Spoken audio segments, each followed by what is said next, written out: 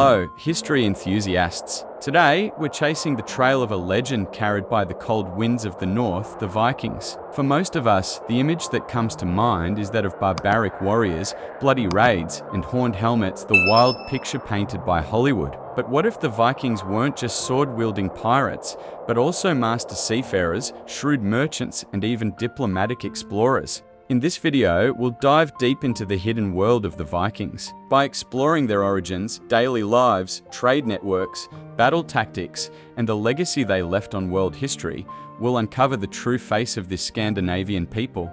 We'll cover everything from runestones to sagas, from Viking ships to Norman conquests. If you're ready, let's set sail into the depths of the fjords. The Viking Age traditionally spans from its 793 to 1066. This period marks the expansion of peoples from Scandinavia, modern-day Norway, Denmark, and Sweden across Europe, Asia, and even North America. The word Viking in Old Norse means sea expedition or raid, which shows that being a Viking was a profession, not an ethnic identity. Most Scandinavians were farmers, fishermen, or craftsmen. Only a few joined Viking expeditions during the summer months. The beginning of this era is symbolized by the first major raid on the Lindisfarne monastery in England. In the Chronicles of the Monks, these raiders were described as pagans from the north who plundered the monastery's treasures and struck fear across Europe. But this was only the tip of the iceberg. The origins of the Vikings trace back to the late Iron Age, around 500 BC. The harsh climate of Scandinavia, long winters,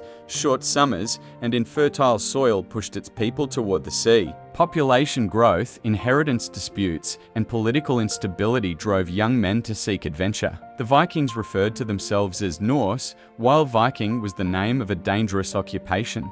The origins of the Vikings trace back to the late Iron Age, around 500 BC. The harsh climate of Scandinavia, long winters, short summers, and infertile soil pushed its people toward the sea. Population growth, inheritance disputes, and political instability drove young men to seek adventure. The Vikings referred to themselves as Norse, while Viking was the name of a dangerous occupation. The greatest secret of the Vikings was undoubtedly their mastery of seafaring. Their ships, known as longships, were among the most remarkable vessels in history. Narrow, long, and with a shallow draft, these ships could navigate anywhere from fjords to open oceans. A single longship, powered by 30-40 oarsmen and a sail, could travel more than 100 miles and reach speeds of over 15 knots.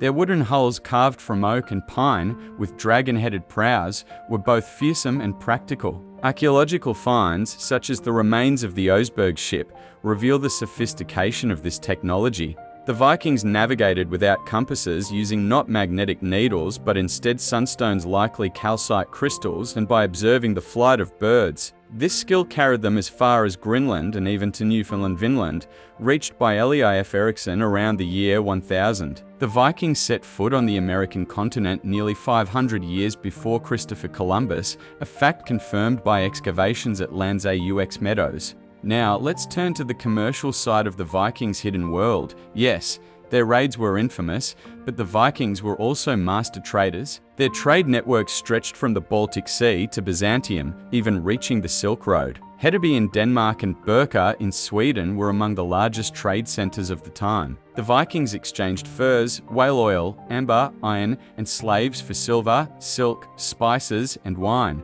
Even before the Crusades, Viking merchants traveled to Constantinople, which they called Miklagard, and served as Varangian Guards, protecting the Byzantine emperors. Runestones inscriptions carved on standing stones record these exchanges. For example, the Arke stone in Sweden tells the story of a Viking's adventures in distant lands. Viking currency consisted of Arab dirhams and Anglo-Saxon pennies, proving that they were part of a global economy. Raids, in truth, were more like a get-rich-quick scheme. Monasteries were wealthy targets because they rarely resisted. But the true wealth came from peaceful trade. Viking mythology reflected the very spirit of this people. Gods such as Odin, Thor, and Loki came to life in the verses of the Eddas. Valhalla, the paradise where those who died in battle were believed to go, nurtured the Viking warrior ethos. Yet their mythology was not solely focused on war. Yggdrasil, the world tree, symbolized the complexity of the cosmos. The Vikings used runic letters, the 21st symbols of the Futhark alphabet, for divination and magic. These runes were carved onto ships, weapons, and stones, believed to serve as talismans. Archaeologists have discovered thousands of inscriptions on runestones in Uppland,